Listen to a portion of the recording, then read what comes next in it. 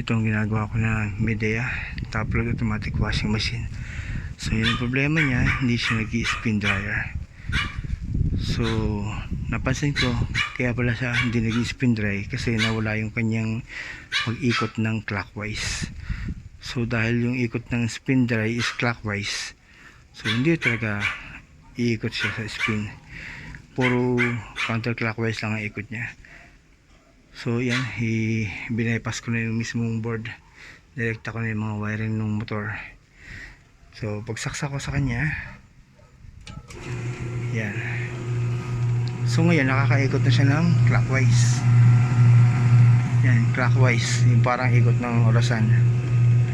So dito 100% na-verify ko na ang problema board talaga, hindi problema yung motor, hindi problema yung gearbox. Yan, minsan kasi may mga ganong senaryo na hindi siya nakakaikot ng spin dahil yung motor pa lang may problem, hindi na siya makaikot sa another direction or clockwise, or minsan naman stack up yung gearbox kaya hindi makaikot yung spin.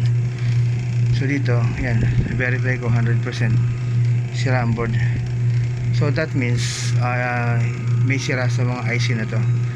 So is either sa dalawa, yan, kung anong may sira sa kanya.